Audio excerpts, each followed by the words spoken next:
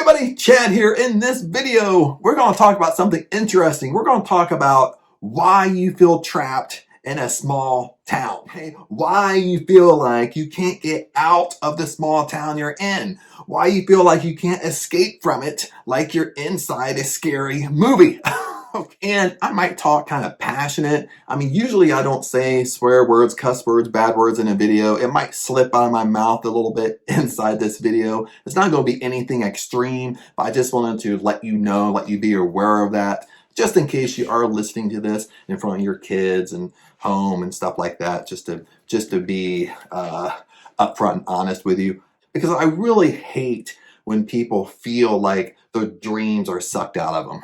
Okay, I really hate hearing this. I hate going through it, and I hate seeing other people where they feel like the dream life they really wanted as a kid, as a teenager, as going through high school, all their wants and desires and achievements they wanted to do in their life is just stripped away from them. And they feel like they can't change it. And this is why, I kind of titled this it's kind of like the small town syndrome. Is that people inside a small town, brought up, live in a small town, you feel like you can't flip and get out of it.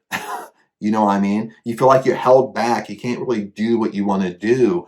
And, and a lot of people, go through this. I'm kind of stumbling over my words, but a lot of people go through this, and this video might not be for you. You might have had it easy your whole life. You might have kind of been like me a little bit, where when you went to high school, right out of high school, you went to college, right out of college, you got a great job, and it just kind of went up from there. So you never experienced this, but you probably experienced it. You want to hang around because you probably experienced some of the examples that I'm going to use. Just because you didn't experience it at a young age, sometimes we experience it later on in life.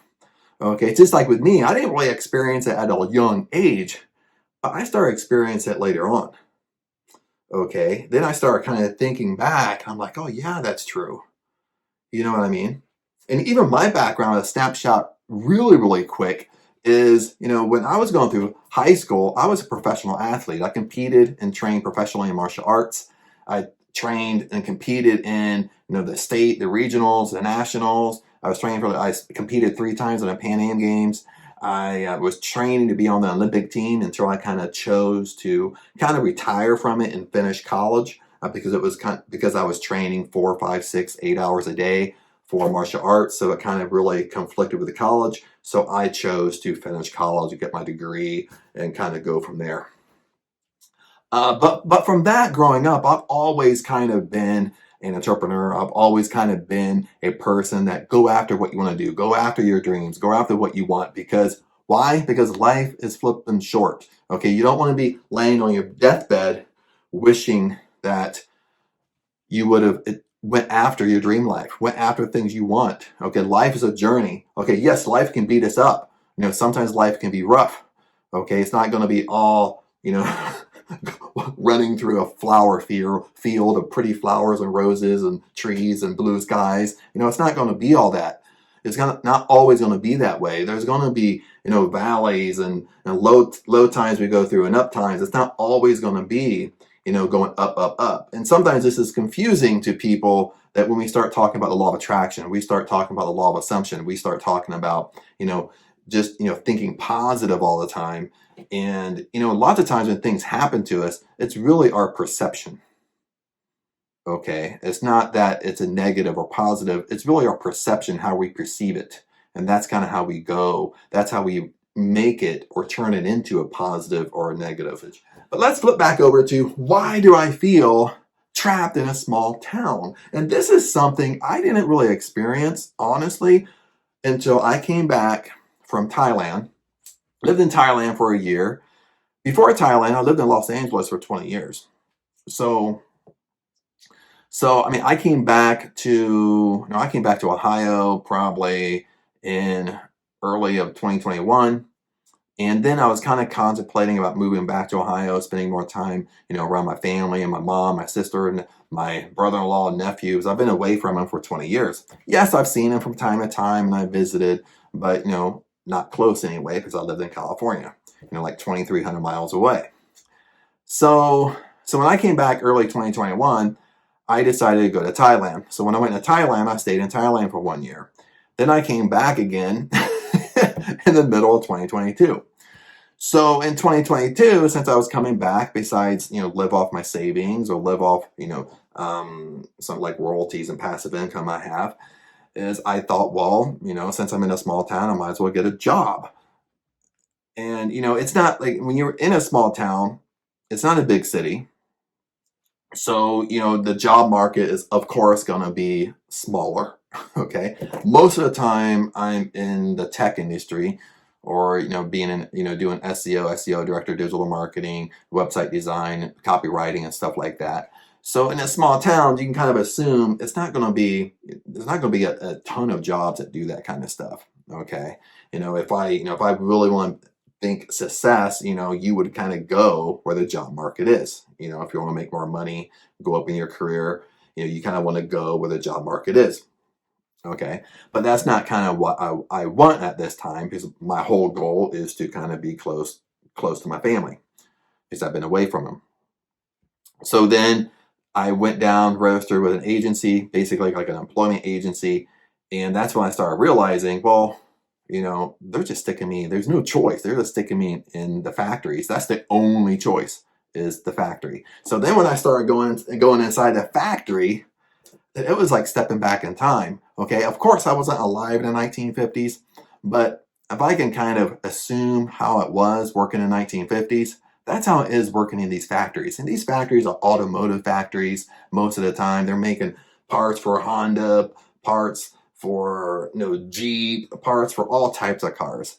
And I can tell you what, working in these small towns and these factories, it pretty much sucks. Okay, why it sucks is because most of the time you have management that's screaming, yelling at you, cussing at you. The sexual harassment is like on par, because you don't have an abundance of attorneys that live in these small towns. So the attorneys that do live in a small town, they don't even touch labor issues. Okay, so that it just makes it even worse, when you work in a factory, because no attorney is touching like labor laws or labor issues in small towns. Then on top of that, you have the employees that treat you any way they want to, or scream at you, or yell at you, talk down to you. Then on top of that, it doesn't stop there. You think I'm going to stop? On top of that, they don't even want to give you breaks. And this is 2023, baby. Okay, if they do give you breaks, they want to jip you on your breaks. If you get a 10-minute break, by the time you walk across the factory to the official break room, so you don't get run over by a tow motor or a forklift, they want you back at your station already working exactly in 10 minutes. So you get more like a 4-minute break or a 5-minute break. On top of that, you're standing the whole time. So then if you're doing line work, you're doing the same thing. Like if you're experiencing line work, you're doing the same thing all the time. For the OSHA standards, they're supposed to rotate you. They don't even rotate you. They don't care. You know what I mean? No, I've been in, shift meetings where you're just standing there and they're talking down to you, talking down to everybody, not just you. And they're like, well, if you don't like it, there's a time clock right there. You can just go clock out, go home. Okay. Now, the oxymoron to all this is that this is currently what's going on in 2023 with these factories. They can't even keep people. People quit just as fast as they come in and get hired.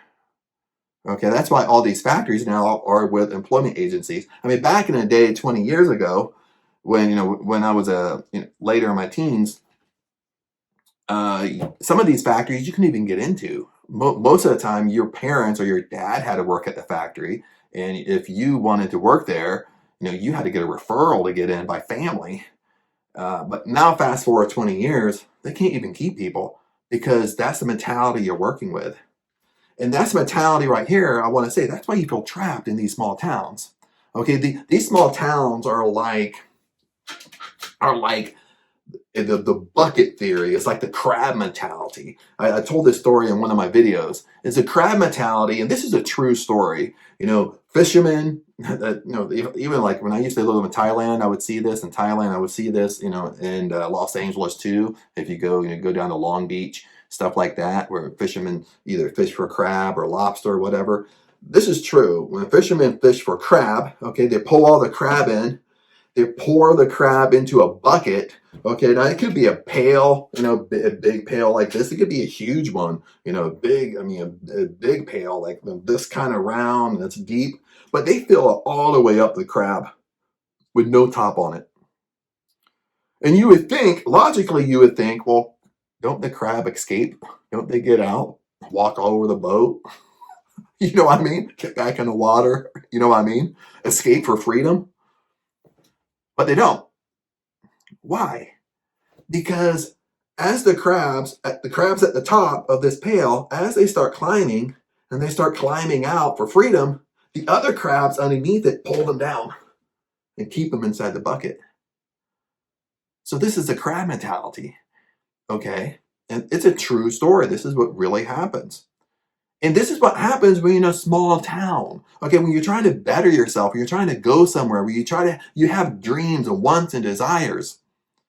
People in jobs will pull you down to keep you exactly where they are at. Okay, and this is what I experience in these factories. Is they don't want you to get out of a small town. They don't want you to achieve or do better than what they are. So what they got to do is kind of smash you down. Okay, either by calling you names, cussing at you, swearing at you, treating you inferior. Makes sense? Because maybe they're a supervisor or manager, so they think they can talk to you any way they want. Okay, you go in there, you don't stand up for yourself. When you should be given a break, you don't stand up for yourself and take a break. A lot of people in these factories, when they go take their break, you know where they go?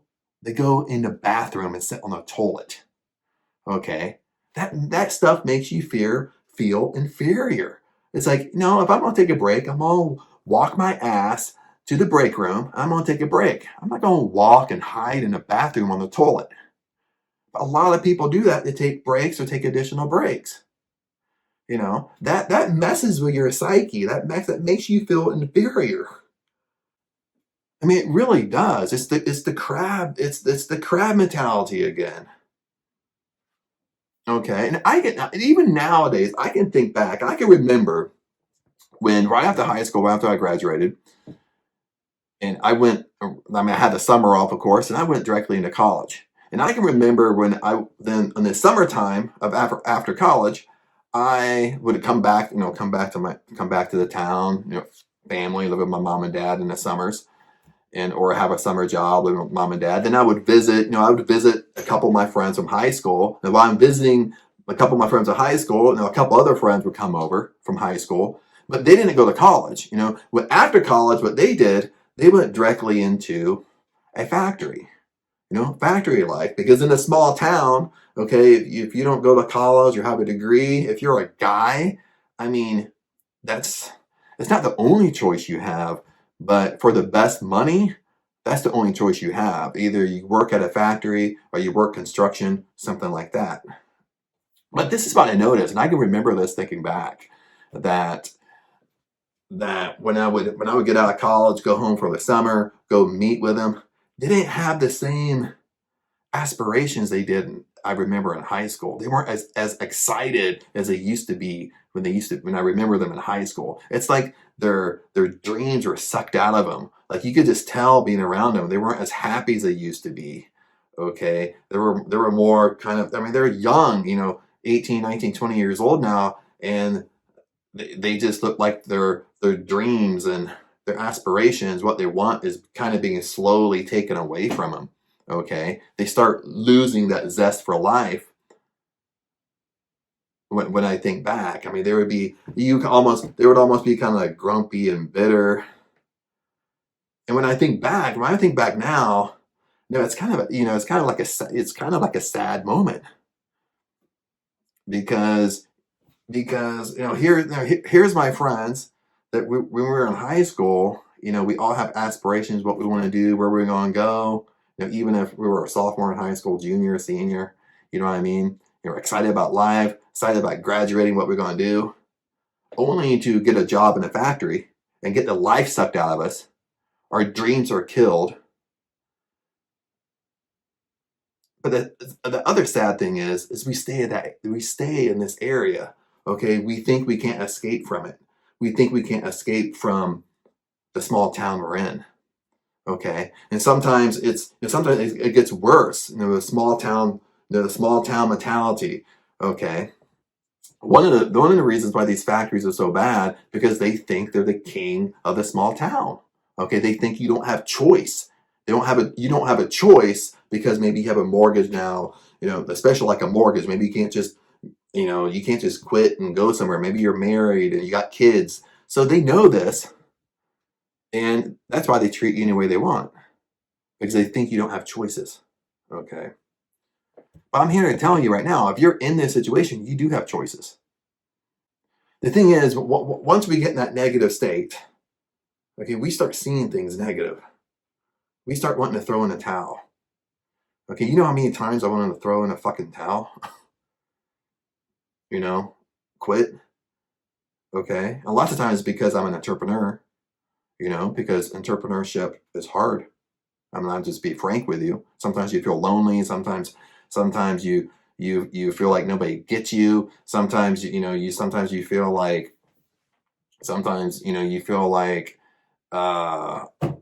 shit. Sometimes I'm so confused. I don't even know how I feel. Okay, I don't even have words for it right now. Sometimes, but sometimes entrepreneurship is just sometimes it's blissful. It's fun. Okay, you're in control of your schedule. But on the flip side, sometimes you can be lonely as hell. Sometimes people don't get you. Sometimes you get, okay, you still get. People put you down, people talk about you. Even when I took a job at a factory, I remember, I won't say the factory name, of course, but even when I would go to work at the factory, I would be like bubbly and happy. You know what I mean?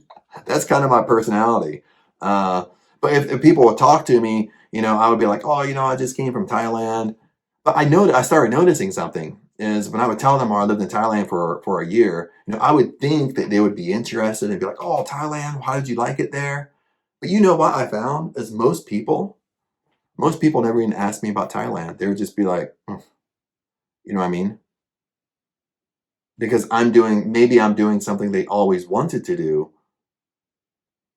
So they feel inferior or they feel jealous. Okay. I can remember, when it's echoing in here for some reason. I don't know why. I can remember probably the last like 6 months, I had one person that asked me about Thailand or tell me like what I was doing and stuff like this. And I said, oh no, I just came back from Thailand, lived there for a year. And they were like super interested. They were like, really? How was it? And he was asking me all these questions. I mean, one person out of like probably 100 people that were just truly interested. And the trick here is there's a lot of tricks in here, okay? For one, what happens is when we start talking about what our wants and our desires and our dreams, and people start putting us down, see, the issue is we're hanging around and we're talking to the wrong people. You know what I mean? If our friends are doing it to us, well, you're hanging around the wrong type of friends, my friend. Okay, you need to hang around people that want to see you achieve, that want you to go somewhere. Okay, I mean that's one. No matter if it's friends in person, friends online, you're listening to YouTube. Okay, I mean that's the first thing. Lots of times, what happens is we tend to think that and sometimes I can do this. Sometimes I can have a pity party about myself. You know what I mean? Like, I go and I try to talk and be bubbly at work, and I talk about Thailand, and no one even asks me a question. They all just get dead silent and change the subject. Seriously.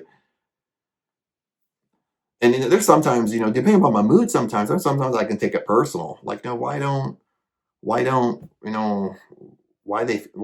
are people acting like this? And then it makes me feel like, okay, the thing is, what most of us do is it makes us feel inferior. It makes us feel like we can't talk about our wants and desires and dreams because either people make us feel that we can't or they make fun of it, one or the other.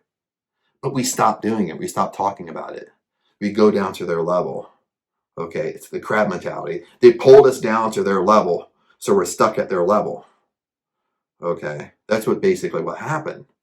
Okay. Now I fall into the same trap. I stop talking about what I want and what I want to do, where I want to go. the whole thing about law of attraction, law of assumption, okay, is talk about as much as you can what you want, your desires, dreams, goals, what you want to do, where you're going in your life. Okay, even if you're talking about it to yourself or you have affirmations around it, then eventually you want to hang around people that they do the same thing. Okay, I just made a video, I haven't posted it yet. It's, I don't know what, I forget what it's called, but it's about celebrities and law of attraction. Okay, when I lived in California, one of the things I noticed with celebrities is that, because I worked in the entertainment industry, and I'm talking from experience, I'm not making this up, one of the things that celebrities are doing that you're not doing, and I'm not doing, is when you hear them talk, they're always talking about what they want, what they're going to do, what they want to do, what they're going to do this weekend. It's always about what they're doing, what they want. It's not about bitching about life all the time. And it's easy to fall in this trap. And it's easy to fall in the trap. Why I get so passionate is because it's so easy to fall in this trap in a small town. It's so easy when you're 18 years old. You have all these dreams and desires and stuff like that you want to do, and your family makes fun of you for it because nobody else has achieved that in their family. Okay, and it could be something simple. Maybe you're the first person out of your entire family that went to college. Okay, and sometimes that can be a tough choice because sometimes you think that's something easy, but for some family it's tough. For some people that's tough because you probably have people talking you out of it. I mean, I can remember I believe I was the first person in my entire family to graduate from college. I think I was. Okay, now I do have some cousins that went and stuff like this, but I think I'm the first one that actually graduated from college. Okay, and I can remember, and this is coming from my own dad, I can remember I took a year off of college. And because I got mono, I got really sick, had to be hospitalized, and had to take a whole year off of college. And during that year off, I got a job in a factory during that year off. But now I worked for a year. In between that year, I got married. But then I wanted to go back to college and finish my degree because I did 3 years of college and I wanted to finish my degree because I was so close to finishing it. So it was like stupid not to go back. And I remember like my dad didn't want me to go back, trying to talk me out of it. Because because my previous 3 years of college, I didn't get good grades. I didn't get all A's or B's. I got some A's and B's, but mainly I got C's and D's because I didn't really know. Then I didn't really know coming from high school. I was the type of person that in high school I never studied at all in high school, and going to college I didn't really have good study habits. I didn't know how to study because I never studied in high school. Okay, now, when I went back, I got like all A's and B's because I was a little bit older. I knew my study habits. I knew what worked for me. And once I figured out what worked, I got good grades.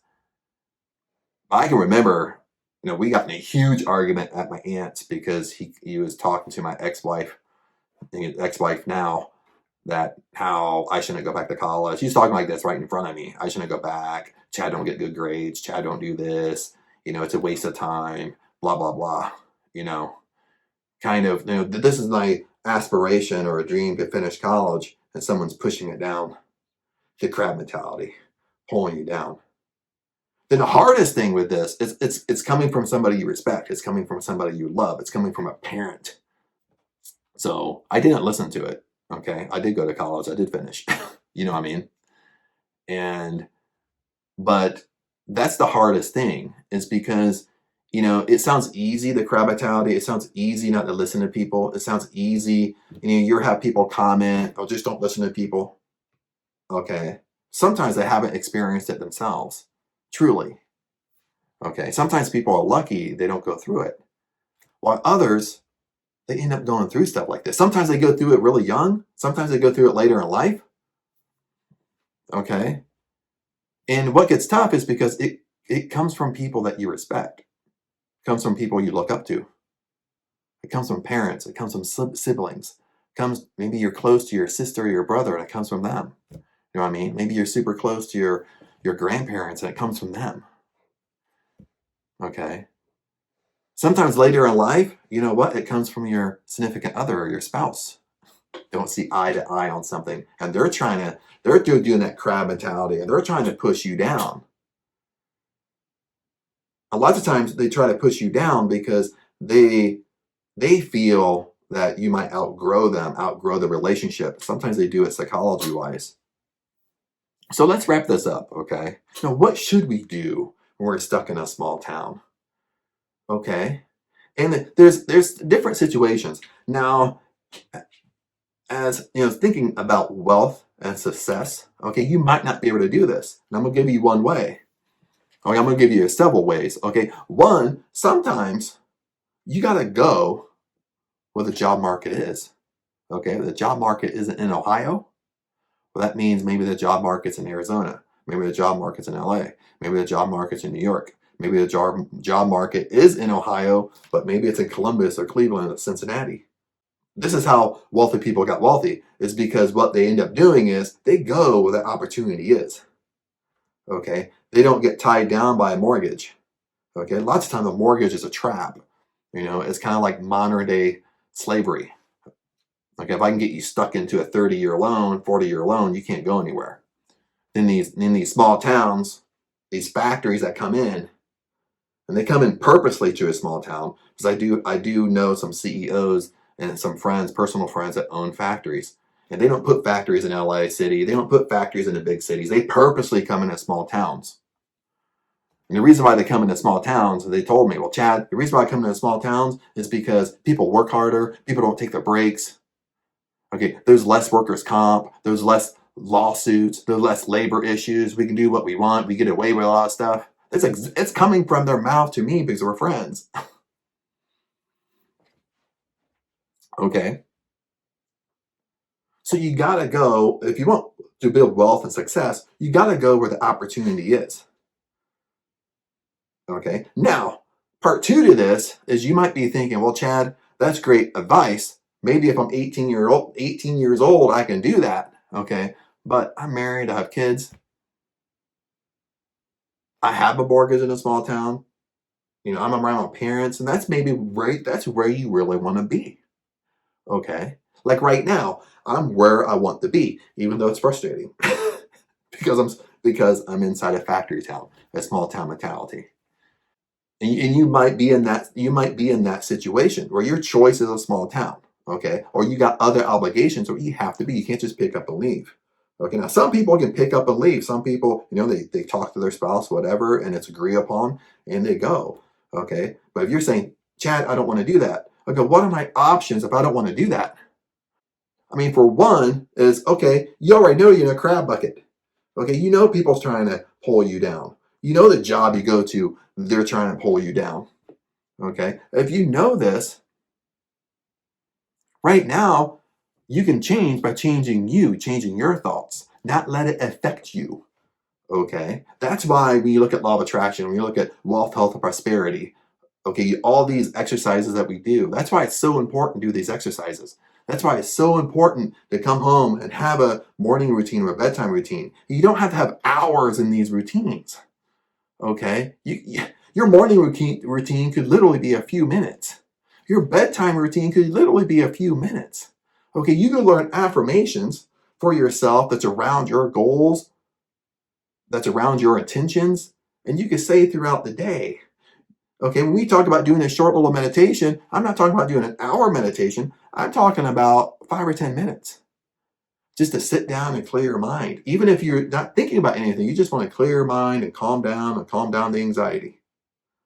These things are super important, okay? Because you're reprogramming how you're thinking. You're reprogramming all this shit that you have going on in your mind, and you have all this shit in your mind because you might be working for a company that constantly talks down to you.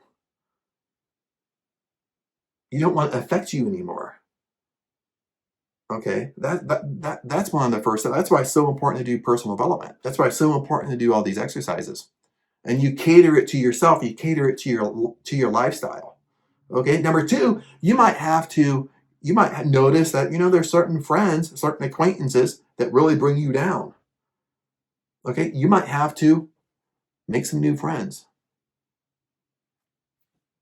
Bottom line is, and it's not saying that you're better than them. I'm not saying that, but they have too much of a negative on your life. They have too much of a negative pull on your mentality, how you think. Okay, Now, of course, we don't want to ditch all of our friends. Okay, but one of the things I heard, Ed Mylett say this in one of his podcasts. And I used to work for Ed Mylett, and one of his podcasts, he said, you know what? You are, and I know you've heard this, you are exactly like the 4 or 5 people that you hang out with. Okay, that's your life. And of course, some of these are best friends, so we don't want to ditch all of our friends, but you have to at least have one person in your group, one person you hang out with that inspires you, that brings you inspiration. That one person in your group that you can really go to and say your wants, your desires, and dreams, and they cheer you on. You at least need one person in your group of friends that are like that. Okay, and if you don't have it, you need to search for it. Okay, and now in the beginning, it could be mentors and coaches online. It could be listening to YouTube.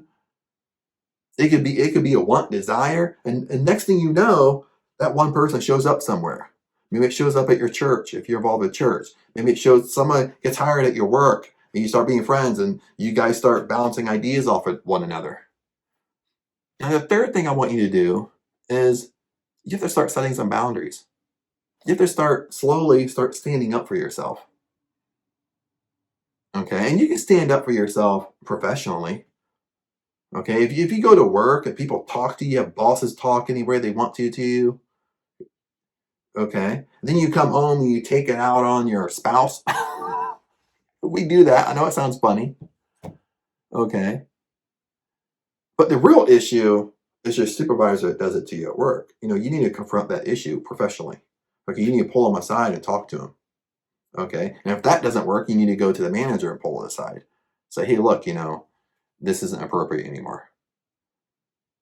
And sometimes that can be hard to do because then you can think about, well, I could lose my job if I do that. But you gotta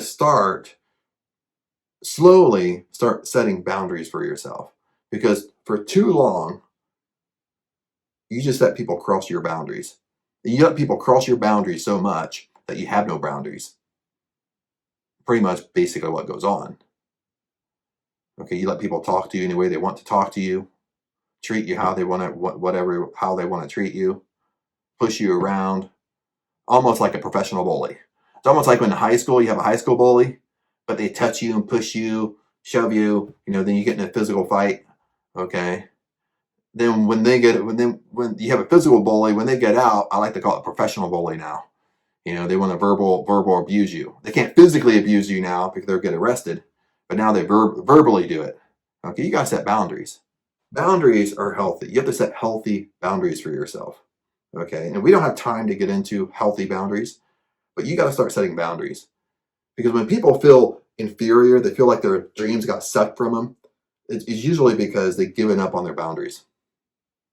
Okay, they just let it happen, let people talk to them, let people talk them out of stuff. They don't stand up for themselves. And now I'm meaning in a good way. I'm not meaning in a bad way. Okay, you can stand up for yourself in a professional way. You can stand up for yourself in a good, positive way.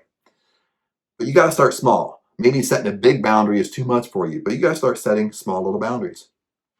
4, what I want you to do, start doing what you want to do. Okay, once you start setting boundaries, start doing what you want to do. Maybe if you're a guy, hey, I want to go get a Starbucks today. Start treating yourself nice. Start spoiling yourself a little bit. You might not be able to go out and dump $1,000 on something, but start small. Okay? Even if you're on a tight budget, you can go to Starbucks and spend $6 on a coffee, your favorite coffee there. Okay? You might sit there and say, well, I can't do that every day, Chad. But you can do it once or twice a week. Make sense? You can go get your hair done, get your hair cut every month, get your nails done, go to a spa once in a while. And the excuses might be, well, I can't do this every day, Chad. But you can do it once in a while. See how I'm thinking? You got to slowly start taking care of yourself. You got to slowly start, everybody's different, okay? It's whatever brings your vibration up. It's whatever makes you feel joyful and happy. We all have different things we like to do. Makes sense? That's why I try to throw out as many things possible when I talk, because not everybody's the same. To me, it might be like, oh, I let my hair grow out and I let it look wild and it doesn't affect me. But a lot of people, like my mom, when I came back, I started staying with my mom and seeing my mom on a regular basis, rather than just once in a while. Okay, even my sister, they're both alike. But she goes gets her hair done every 3 or 4 weeks. She just times it out. She goes and gets her nails done every 3 or 4 weeks. Okay, she used to never be like that when I was growing up, but now she's like that. She gets her hair done every 3 or 4 weeks. She gets her nails done every 3 or 4 weeks. It lifts her. When you start doing that, it lifts your spirits. It puts you in a better mood. You're taking care of yourself. That's important to you. We have to start learning what's important to us. Start learning so we can pamper ourselves once in a while. Maybe you're a dude and you're a manly man and you want to just go out hang out with the buds. Okay, but maybe you're married, you have kids, so you can't go out hang with your buds every night. And say, Chad, well, I can't do that every night. I can't go hang with the buds and have a beer all the time. But you can do it once in a while. You can do it once a month. Make sense? You can schedule with all your manly dudes and say, hey, we're gonna get together once a month. Maybe we play poker, play cards, build a little fire, sit around, talk, chat, shoot the shit, drink, whatever. That's what you like to do. You can do it once a month. It's so important to do these kind of things. Okay? Because when we don't, slowly, the life sucks out of us. Slowly, the dreams suck out of us. It didn't happen overnight. Yeah, I can sit here and say, okay, give you a blanket statement and say, just move where the opportunity is. Okay, that's easier said than done for most people. Sometimes it's scary. Okay, sometimes it's fear. You want it, but you're scared. But you have to understand what you want. When we fear something, what we want is on the other side of fear. Fear is this great big wall right here. Okay, you're walking up to the wall. You're doing what you want, doing what you're doing, and doing all these things. Now all of a sudden, you get so close to your goal, so close to your want. Well, this is fear. And lots of times when fear overtakes us, we get anxiety. Sometimes we get shakes, or sometimes we physically feel like we're shaking. We're shaking on the inside, but not shaking physically. We're so scared, we feel like we're going to have an anxiety attack. Some of us feel this way. But what you have to understand and realize, this is fear. Your goal, your dream life is on the other side of fear. It's over here. You're right here. You're really close to it, but you can't see it. But what you must do is break down this wall. This wall here. You got to break down this wall and go through fear and get to the promised land. Your promised land is what you want, the life you want, the goals you want. That's where most goals are, is on the other side of fear. But it's hard to push through fear. We all have different types of fear. We all have things that we fear. I have things that I fear. Sometimes I get close up here, and that's when you want to quit. You don't want to push through. You just want to go back where it's super easy. But you really want this goal over here where my fingers are. We got pushed through the fear. And I'll give you one more tip here, and we're going to wrap this baby up, but this is going to be a long video. One more tip here with law of attraction, law of assumption. You reap what you sow, okay? When you hold others back, okay, that's a reflection of yourself. You actually hold yourself back, okay? When others put you down, that's a reflection of themselves. They're actually putting themselves down, okay? You reap what you sow, okay? When you call on people names, it flips back to them, okay? You always, that's just a law. A law is you reap what you sow. What you put out comes back to you. It's like a boomerang effect. Okay, you put out good in the world, or more good will eventually come to you. Sometimes it comes to you in different ways than you expect, but it comes back to you.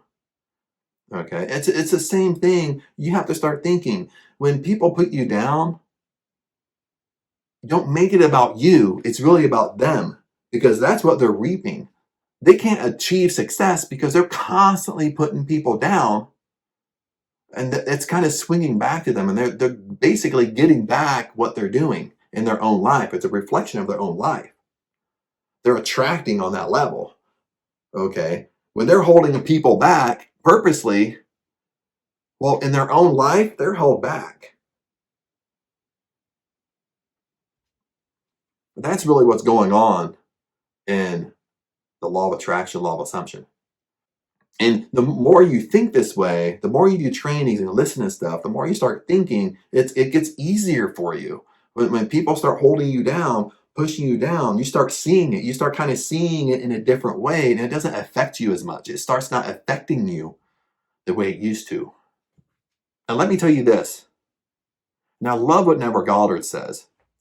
When you set an intention, when you set a goal, when you have a dream, you have a dream life, that dream life must come true. It must come true as long as you don't give up. As long as you persist and you consist and you don't let people talk you out of it. It must come true, my friends. If you hang in there, it must come true. It must happen. So don't give up. Don't give in. Don't let other people control you and control your emotions and control your wants, dreams, and desires. No matter who they are. No matter if it's family, parents, mom, dad, sisters, brothers. No matter if it's a spouse. If you want to be free, you got to be you. If I want to be free, I got to be me. Not the me my wife wants me to be. Not the me my kids want me to be. Not the me my mom wants me to be. Not the me my sister wants me to be. Not the me my brother-in-law wants me to be. If I want to be free, I got to be me, and I want to be free. I love this by Bob Proctor. If you want to be free, you got to be you. You got to be authentic and be you. Go after what you want. Don't let nobody else decide that for you. Don't let nobody else talk you out of that. If you want to be free, you got to be you, baby. And other than that, I'm going to wrap this up. Thanks for listening. Blessings to you, and I'll see you in another video.